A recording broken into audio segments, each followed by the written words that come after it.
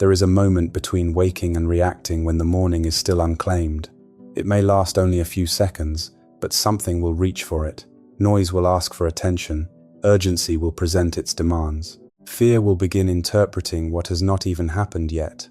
Every morning is shaped by something, and too often the loudest influence is given the first word. We know how quickly this happens. A hand reaches for the phone before the heart has become attentive to God. The mind begins racing through responsibilities, unfinished work, difficult conversations, and possible trouble. Before our feet touch the floor, we may already feel behind. But hear this without shame. Inconsistency does not disqualify you. You do not need an ideal routine, a quiet house, or a perfectly focused mind before you can turn toward God. You only need one faithful beginning. The first influence of your morning does not have to remain the strongest influence. So we are going to practice 3 simple commands. Be still before you react, speak truth before fear interprets the day, and ask specifically for help with one faithful next step. Each movement has a distinct purpose. Each one prepares us for the next. Together, they can reorient a crowded morning toward God in only a few intentional minutes.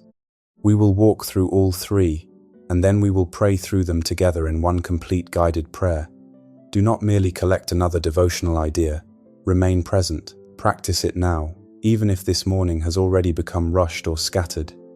A meaningful beginning is still available, and it starts with a small, repeatable rule that gives prayer a deliberate place before everything else begins to speak. Here is the rule. Be still, speak truth, ask specifically. Be still, speak truth, ask specifically. 3 movements, each with one clear job, so that we do not spend the first moments of prayer wondering how to begin. Stillness interrupts reaction.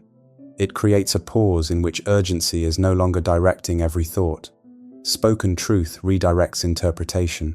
It gives our attention a faithful direction before anxiety assigns meaning to the day. A specific request turns dependence into participation. It brings prayer into the place where we must actually choose, answer, endure, or obey. The order matters. We quiet our attention before choosing our words. We ground our words before making our request. First, pause, then, reorient, finally, respond. If we reverse that order, we may simply carry our agitation into prayer, speak from fear, and ask for relief without becoming available to God's direction. And 3 minutes is enough to begin. It is not a spiritual score. It is not a guarantee that circumstances will change. It is not a limit placed on longer prayer. Brevity does not make prayer shallow, just as length does not automatically make it sincere. These few minutes are a doorway into communion, not a measurement of devotion. What has made beginning difficult for you? Do you believe you lack the time? Does distraction make focused prayer seem impossible? Or has uncertainty about what to say kept you inconsistent? This structure answers each obstacle with a simple next movement. You do not need intensity strong enough to carry the entire week. You need a pattern clear enough to remember tomorrow. So retain these words. Be still, speak truth, ask specifically, repeat them until the sequence becomes familiar. Let every step perform its own work. And now begin with the first question. Before prayerful attention can take direction, what reactive momentum must be allowed to stop? First, be still before you react. Stillness does not mean that every pressure disappears or every thought becomes quiet. It means stopping long enough to acknowledge God before obeying the first demand of the morning. It is a chosen posture of attention. Pressure may remain, but pressure does not have to lead. Our habit is often the reverse. We absorb the noise and then search for peace. We check the phone, revisit yesterday, predict what may go wrong, and allow the list of unfinished tasks to determine how the day feels. Then we attempt to pray while everything within us is already running. That is why the pause matters. Without it, we may speak to God from inside the very momentum we hoped prayer would interrupt. Our mouths may be praying, while our attention is still rushing ahead, defending, calculating, and preparing for trouble. So begin with 1 minute. Place the phone aside. Let your shoulders drop. Release the tension in your hands and face. Breathe naturally. There is no need to force a special rhythm. Then address God with a few honest words. God, I am here. Help me become attentive to you. After that, allow a short silence. Your mind may continue producing reminders, concerns, and unfinished conversations. That does not mean you have failed. Notice the thought without following it. Then return. Return to your breath. Return to the awareness that God is present. Return to the simple address you have already spoken. Every gentle return is part of the practice. Do not wait until you feel peaceful before becoming still. Peace is not the admission requirement. Stillness is the chosen doorway, not the reward offered after you have mastered your emotions. You are not pretending that the day is easy. You are refusing to let difficulty decide your posture before God. Pause before you reach. Pause before you rehearse. Pause before you predict. Give God your attention before giving the day your reaction. And once that rush has been interrupted, the quiet must receive direction. Silence can stop an automatic response, but it cannot by itself tell us what to believe. The next question then is this: which truth will be given permission to interpret the day? Second, speak truth before fear speaks. Stillness creates room, but room must be given direction. If we pause without choosing what will guide us, the familiar interpretations may quietly return. Fear will name the risks. Inadequacy will announce that we are not prepared. Resentment will replay what others have done. Imagination will present its worst outcome as though it were already decided. Spoken truth answers those voices. It is not positive self-talk, and it is not a promise that the day will be easy. It does not deny pain, dismiss responsibility, or predict the outcome we prefer. Truth does not require us to pretend. It gives us a faithful way to stand within what is real. So speak a concise declaration. God, you are Lord over this day. I depend on you. I entrust what I cannot control to you. Notice the movement. We acknowledge God's authority. We confess our dependence. We place the day in His care. These words do not manipulate circumstances or produce a mechanical result. They make our chosen agreement concrete. They help the heart remember the direction the mind has received. Many of us already use words this way, but fear supplies the sentences. We silently repeat that we will fail, that the conversation will go badly, that we cannot bear another demand. Repetition makes those assumptions feel settled. The answer is not to argue with every imagined outcome. The answer is to give trustworthy truth a deliberate voice. Choose one verified biblical truth that you understand and can honestly affirm. Shorten it into one clear sentence, then speak it slowly. Do not hurry through a catalogue of declarations as though more words create more faith. One remembered truth can accompany you into the decisions ahead. Truth before panic, truth before prediction, truth before performance. Let that rhythm become familiar. When fear says you must control everything, return to dependence. When pressure says your worth rests on flawless performance, return to God's authority and care. When the future feels decided by what you dread, refuse to call imagination certainty. After the minute of stillness, speak your one sentence. Say it deliberately. Allow it to interpret the day. Then, standing on that truth, ask the next practical question: what one need should you now place honestly before God? Third, ask for one obedient next step. You have become attentive to God. You have spoken what is true. Now let declared dependence become a clear petition.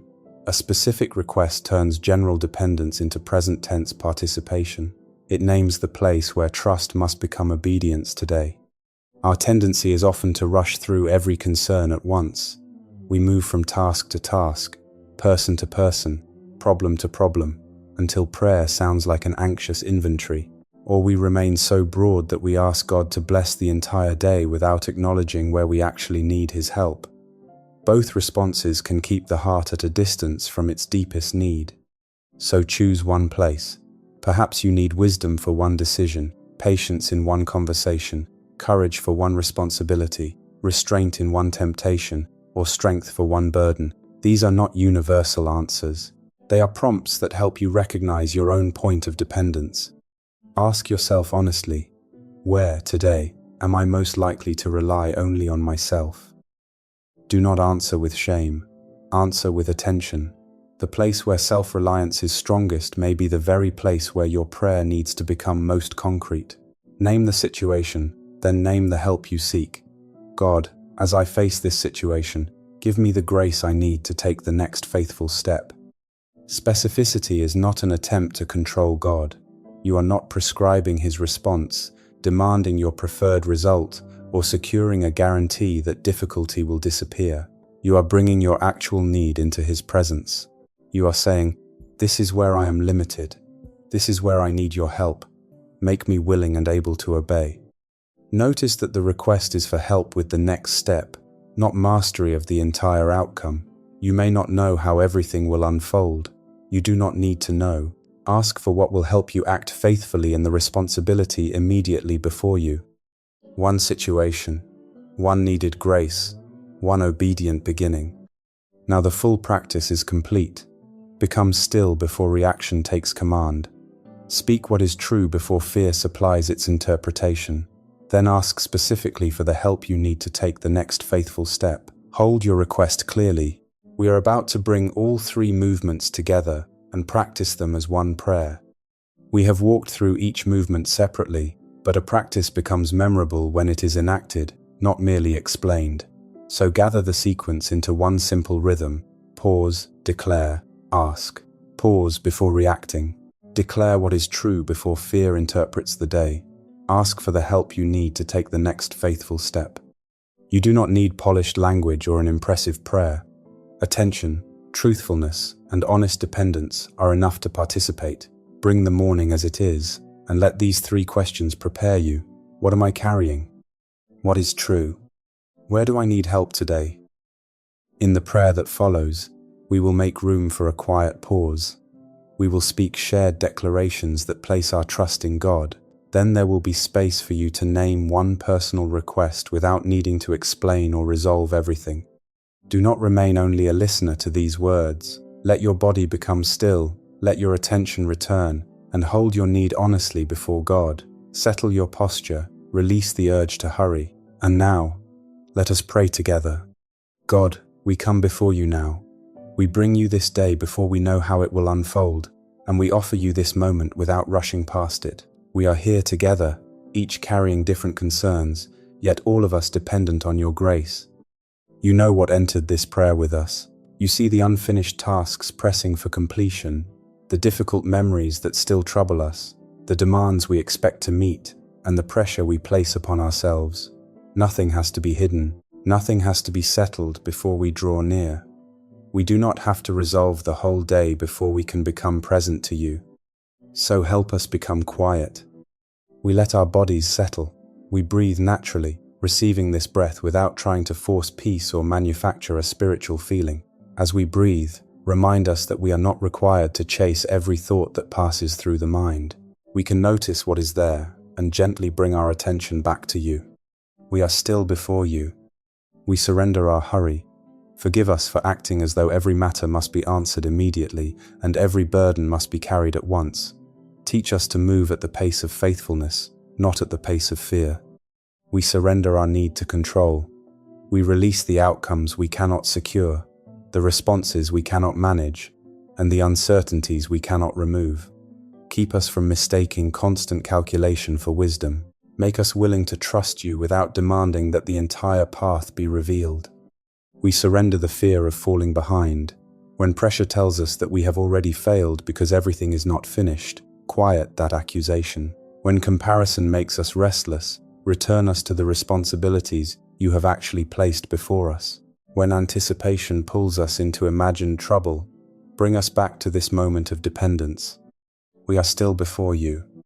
And now, for a few moments, we choose not to explain, defend, plan, or predict. We remain here in silence, known by you and attentive to you. God, we are here. Our concerns remain, but they do not have to command this moment. Our questions remain, but they do not prevent us from listening. We make ourselves available to your direction. From this quieter posture, prepare our hearts to agree with what is true. Give us words shaped by trust, and let your truth answer what fear has been saying. God, you are God, and we are not. You are worthy of our attention, our trust, and our obedience. We confess that we are not self-sufficient. We cannot carry this day by our own wisdom, strength, or determination. What we cannot control, we entrust to you. What we do not yet understand, we place beneath your authority. Fear may tell us that we are alone with what lies ahead. We will not give that message our agreement. We turn toward you in dependence. Urgency may insist that everything rests upon our effort. We refuse the burden of pretending to be sufficient for every demand. Shame may say that yesterday has already defined today. We acknowledge what must be confessed and corrected, but we will not treat the past as permission to stop responding faithfully now. You have given us this opportunity to begin again. Thank you for this morning, not because we know it will be easy, but because we may meet it with renewed attention. Thank you that we can return to truth before surrendering our thoughts to accusation. Thank you that we can ask for direction instead of allowing fear to decide what everything means. Before we predict, we trust. Before we perform, we receive direction. Before we assume the worst, we remember that we do not know the outcome. Before we try to carry everything, we acknowledge our limits. Before we answer every demand, we listen for the next faithful response. We cannot control every voice that appears within us, but we can choose which voice receives our agreement. So we agree with truth. You are God over this day. We depend upon you. We entrust to you what we cannot control. Let these words settle within us. You are God over this day. We depend upon you. We entrust to you what we cannot control. And now, let each of us choose one concise truth to carry forward. Perhaps it is simply this: God, you are God, and I depend on you. Let us repeat it quietly or affirm it inwardly, without hurry. God, you are God, and we depend on you. From this dependence, make us ready to act. Bring into clear view the one place where fear has been strongest, self-reliance has been deepest, or obedience has felt most difficult. We do not need to name every concern at once. Show us the need that belongs in our prayer now, and prepare us to ask for the grace required for one faithful beginning. God, we bring that one place before you now. Each of us knows the situation that has come into view. We do not need to compare it, minimize it, or make it sound more spiritual. We name it honestly in your presence. Hear us now as we speak it privately before you. In this situation, give us the help we truly need. Where understanding is limited, give wisdom. Where obedience feels costly, give courage. Where tension is rising, give patience. Where desire pulls us away from what is right, give restraint. Where weariness has weakened our resolve, give strength. Let each of us pray in our own words. God, as I face this specific need, give me grace for the next faithful action. I surrender the outcome to you. We do surrender it. We release our demand to know exactly how the matter will unfold. We release the belief that faithful prayer must produce the result we prefer. Show us what belongs to our obedience and help us entrust everything beyond it to your care. Keep us still enough to listen before we react. Keep us truthful enough to resist the interpretations of fear. Keep us honest enough to ask for help where we are weak. Do not let us confuse dependence with passivity. Lead us into the action that faithfulness requires, one step at a time. Thank you that we may pray with plain words and real needs.